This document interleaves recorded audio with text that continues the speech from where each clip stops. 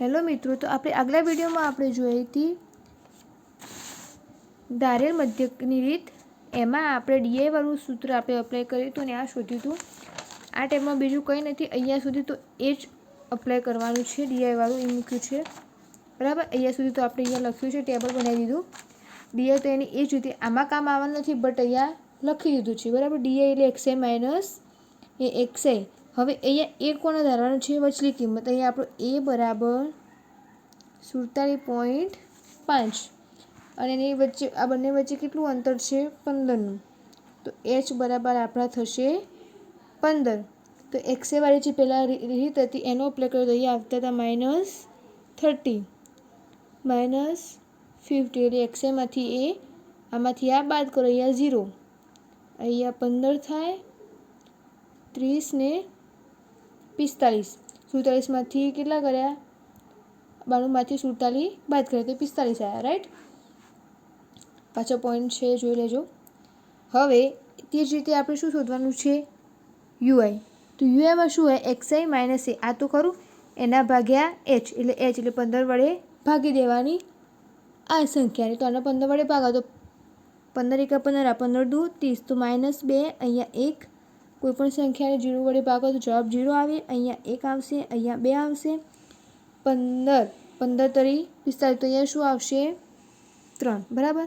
હવે અહીંયા આપણને શું બાકી છે? એફઆઈ અને યુઆઈ. એફઆઈ એટલે 2, યુઆઈ એટલે આપણે જ્યાં શોધ્યું એ. તો 2 ગુણ્યા -2 એટલે -4. તે જ રીતે -3, પછી 0, 6, 12, 6 દુ 12, 6 તરી 18. હવે આ બધાનો સરવાળો કરીએ તો અહીંયા આપણને મળશે 29. એટલે વચ્ચે અમુક બાદ બાકી થશે ને એની, તો 29 મળે. હવે ધારેલ પદ વિચલનની રીતનું સૂત્ર શું હતું? મેં તમને આગળ કીધું હતું કે તમને રેડી રાખવાનું. તો એમાં સૂત્ર હતું એક્સ બાર. એક્સ બાર આપણું શું થશે? મધ્યક.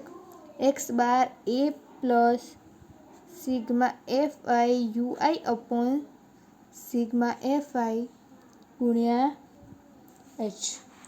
હવે આ સૂત્રોને અપ્લાય કરીએ. અહીંયા એ બરાબર કેટલા છે?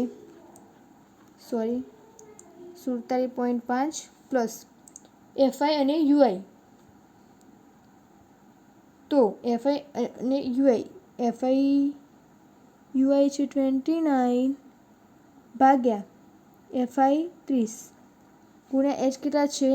15. હવે આનું સિમ્પ્લિફિકેશન આપશો 47.5 વત્તા અહીંયા જોજો આર્યું પદ, બરાબર. તો પહેલાં આ બંનેનું શું કરી દેવાનું?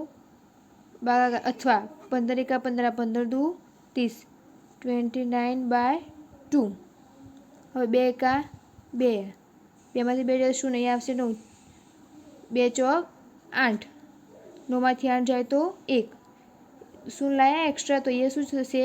પોઈન્ટ. 2 પંચું 10. તો અહીંયા કેટલો આપણો થયો? 14.5, બરાબર. આનું સિમ્પ્લિફિકેશન આપ્યું તો આપણને કેટલા મળ્યા? 14.5. તો 14.5.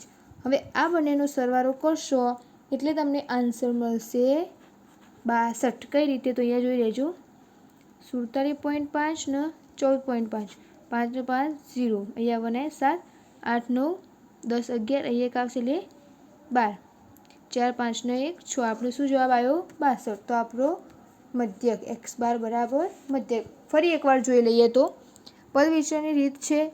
વર્ગ અંતરાલ આપણે કાઢતા શીખ્યા હતા આગળના વિડીયોમાં. એફઆઈ શોધ્યું, એક્સઆઈને ડીઆઈ કઈ રીતે શોધ્યું? ડીઆઈનું શું થશે? એક્સઆઈ માઇનસ એ. આમાં ખાલી યુઆઈ માટે શું થશે? ભાગ્યા એચ. એટલે જે તફાવત છે અહીંયા એચ, એના ઉપરથી એ શોધી દીધો, બરાબર. વર્ગ અંતરાલનો તફાવત. હવે એમાંથી યુઆઈ શોધ્યો અને યુઆઈ અને એફઆઈનું શું કર્યો? ગુણાકાર. તમને આ મળ્યો, આનો સરવાળો. પછી એનું સૂત્ર અપ્લાય કર્યું, A plus F I U I F I cross H. પહેલી વસ્તુ એ ધ્યાન રાખવાની કે કોઈ પણ રીત તમારે શોધવી હોય તો પહેલાં એનું સૂત્ર લખી દેવાનું. ટેબલ બનાવો અને એ પહેલાં એનું સૂત્ર લખી દેવાનું. જો સૂત્ર તમને લખી દેશો એટલે ઓટોમેટિક તમને ટેબલ યાદ આવી જશે. તેના માટે સૂત્રો કરવા ખૂબ જરૂરી છે.